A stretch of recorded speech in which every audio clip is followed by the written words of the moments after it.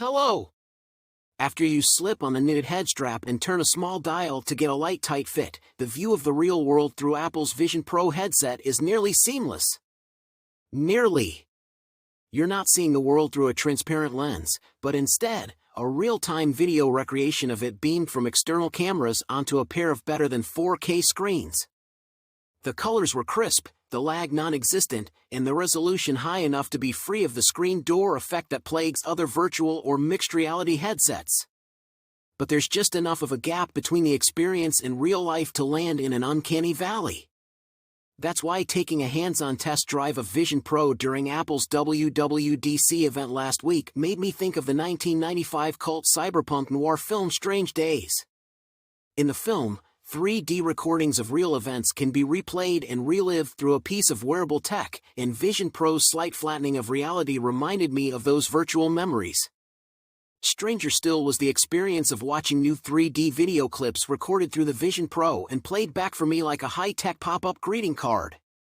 I predict that will be a standout feature of the device, which will cost $3,500 and be available sometime in early 2024. More meta than meta. Most everything else about the Vision Pro was an improvement on or evolution of features already found on devices like the Meta Quest, HoloLens, or PSVR.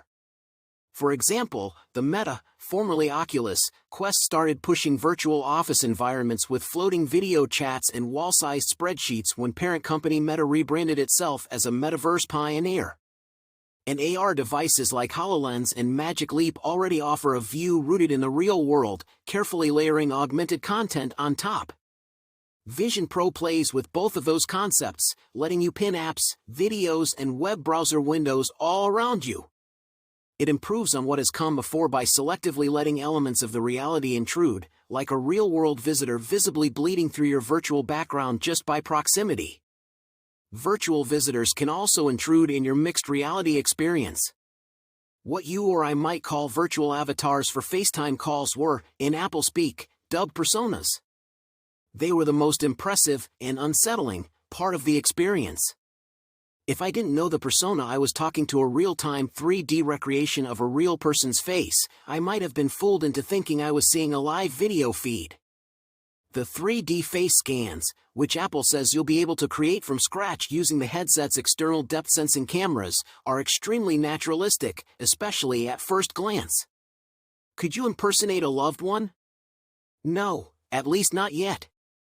But if this is the day one demo version, we're only a few iterations away from that.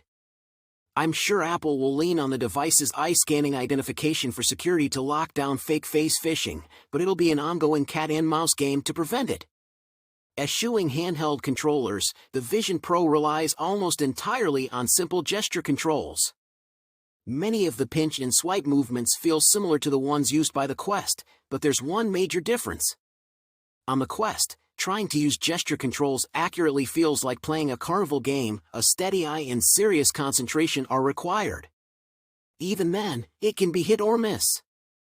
The Quest is not seamless enough to use full-time, so you need to keep its handheld controllers nearby. Vision Pro's simple hand gestures, mostly pinching to tap and swiping from side to side, worked every time. The hand and finger movements required are subtle, can be activated from your lap, and are augmented by eye tracking to select options from a menu. It's miles beyond what the gesture controls for the Quest are capable of, as it should be for a device that costs 7 times as much.